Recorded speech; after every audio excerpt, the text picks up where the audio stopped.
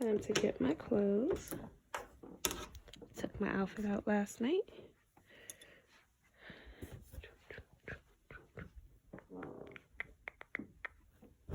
Now, I know y'all saw how wrinkled my clothes looked in my closet, but as you can see, I got it together, got my outfit on, looking good, ready to continue to take on the day. So now I'm just getting my stuff together to make a chai latte. I typically try to make these more often than a cup of coffee, just because sometimes I don't really want that much caffeine or want to deal with what coffee does to my body. So I'll make myself a chai. I usually use different kinds. Sometimes it's the Tazo, sometimes it's other brand. It's really whatever I find. But I just make it at home here. I'm using this flaxseed milk just because I don't do dairy. And the flax milk has been a pretty nice alternative. A lot of people do almond milk, but unfortunately I have an allergy to almonds, so I can't. My milk options are really limited, but I've been using this unsweetened flax milk lately, and it goes perfectly with this chai mix because the chai is really sweet. It's a concentrated form, and it's just extremely sweet. So I just realized that this thing expired, even though it's brand new and we just bought it this week. I think I should still drink it. So this was my attempt at me trying to show y'all me getting in my car. Clearly I didn't do too well, but I'm just getting in my car, about to get ready to pull off to head to work. I realized at this point that I had left my sunroof open, so luckily not open, but like I just left the screen pulled back. So I was like, let me just go ahead and close it because it was really gloomy out anyway. All right, I am in my car driving to work. So today I'm working at one of the hospitals nearby. I'm working in the psych ED. Well, I'm working in the ED and I'm doing psych evaluations. So that's like if anybody comes in that is suicidal or has any suicidal thoughts or homicidal, I evaluate them and determine if they need to be inpatient, hospitalized, or if they can be discharged to the community or some other kind of resource in between. So I will come back when I'm at work. Okay, so I made it to work. I am about to log into my computer, see what work I have to do for the day, see if there's any patients waiting to be seen by me, and then I can figure out what free time I'm going to have today to work on my business. Okay, so today I want to try to get done as much as I can for the business. So on my agenda, I have apply for an EIN because I know I'm going to need that to get a business bank account. I already have an NPI number because I've been a provider for a few years, and through one of my previous employers, they applied and got me my NPI number. So I think typically you need the EIN in order to get an NPI, but I already have one, and from what I understand, it doesn't change.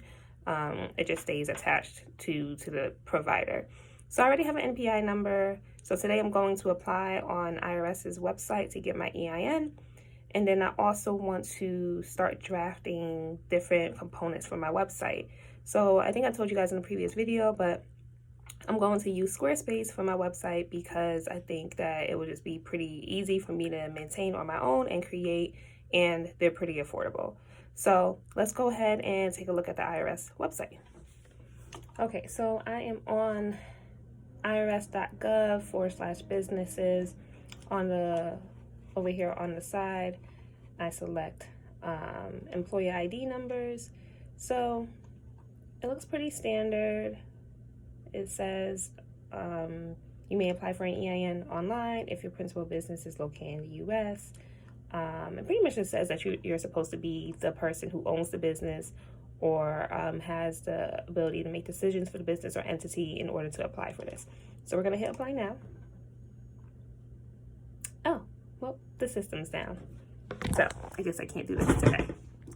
Okay, so unfortunately, I cannot apply for my EIN today because it's Saturday and the website only operates during business hours. So I am going to move on to something else. So I think right now I'm going to just start working on the things that I want in my on my website. So I kind of have notes over here of some of the things that I know I'm going to need to include. Just so what I've been doing is looking at other professionals' websites, right? So I've looked at other therapists, other private practitioners. I've looked at their websites to kind of see what components they have that are essential. And then I've also listened to a few podcasts and heard from those people, those experts, if you will, about what they consider to be important and essential on a website. And then I also looked into other, like, people who are website developers and what they say to put in websites. So I did a little bit of research just to make sure I had something to work with, because I never created a website before. So I found out that I need to, hold on. Oh, okay. So I want to have an about me section, of course, because people are going to want to know all about me, because that's what we do, right? We're nosy. We're human beings. We want to know about the people we're about to be working with, or that's part of our research, right? Before we start working with a new private provider.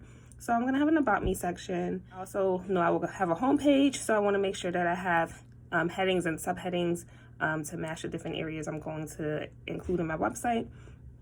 So of course, I will have a tab for like who I help, what I help them with, kind of like some of the similar stuff that I talked about in the about me. I'm going to talk about my location, because that's essential for people to know where I am located in order for them to know if I am close by to them. And I'm going to have a picture of me. So I have a couple decent looking photos, but I really am considering doing a photo shoot to just get some nice headshots and some nice, not only headshots, but some nice new photos to put on my website, and a contact page. So the contact page, definitely that's where you also want to have a call to action, you know, again, telling people to sign up for a consultation or to fill out this,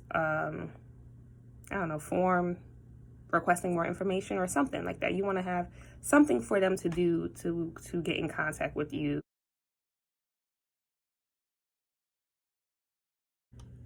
So it also seems like it's pretty important to have somewhere on your website where you're going to talk about your costs. Seems like, well, I know it's important, right? Your fees. So it's important to have somewhere on the website where you talk about your fees. Some people have one tab that just talks about all fees. I'm noticing on another website I was just looking at that they have the fees broken down per different providers. And then they also have an option for insurance, and then that's where you would put whether you accept insurance or not.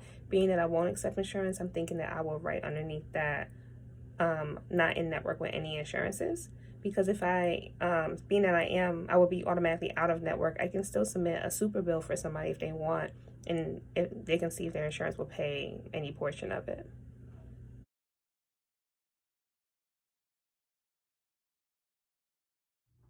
So I finished typing up my little welcome blurb for my homepage, but I'm having a hard time deciding what I want to put at the bottom for my call to action. So I know I need to either invite people to email me, send me a message, or schedule a phone call, or just call me or something like that. But being that I'm starting this off part-time, I know that I may not necessarily be available when they call. And then there's also the concern that if you have somebody email you and then you go to contact them and then they don't answer, right? So I'm having a hard time deciding what to do. I think I just saw one website that I think I really like what she did with it.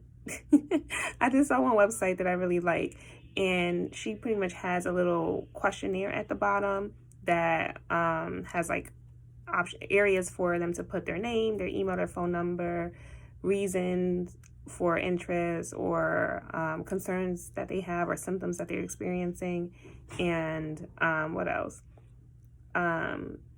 Goals that they would like to achieve in counseling. And that's kind of like an info form.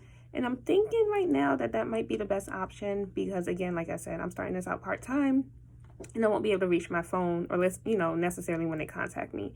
So if they do this, at least I'll have an idea about what they're interested in, what symptoms they're dealing with, and then I can maybe, respond back with a time to You know what? Maybe at the bottom I will also have, how do I schedule them? Like, that's the part I'm missing. Like, I'm not sure what to do about scheduling. Like, maybe I'm kind of thinking like at the bottom, say, you know, what times work best for you. You know, put like a AM, afternoon, or evenings for a callback. Or see if I can figure out a way to put a scheduler there when they could just sign up for a call, and maybe I just make myself available like 3 times a week or something like that. I don't know. Y'all, this writing stuff is no joke, and I got hungry, so I got a banana that I'm eating. It's 10:43 right now. I'm just trying to keep pushing through until around like 12, maybe 11:30, then I'll eat. But I am moving on to my About Me section, which hopefully won't be that hard, but I don't want it to be, you know, all resume like I want it to really still speak to like my personality and to kind of let people know what kind of therapist I'll be, because I'm a lot more hands-on. I'm not like a sit there and nod, like, you know, type therapist. I will talk about a lot of things, you know, and whatever they really want to talk about is what I'm down to talk about. So I want to kind of convey that somehow. So let's see if I can get the creative juices going with my banana.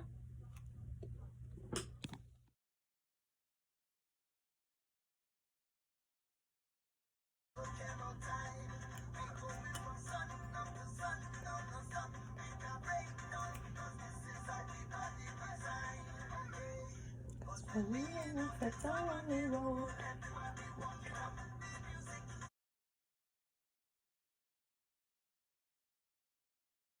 was actually a good conversation. So I've been waiting to speak to my tax guy for like 3 weeks. I've had a hard time getting a hold of him. So I was waiting to hear back from him because I just wanted to make sure that, you know, everything I did to start the business was correct. So I had already registered my business as an LLC. And I was, like I said, I was planning on registering for EIN today, but that didn't work out. So I spoke to him and he told me, you know, the LLC that I did was the best option. He also kind of told me that I have until Fridays at 7:30 to use like the government website. So that's why I didn't have access to it today. So I will get my EIN sometime this coming week.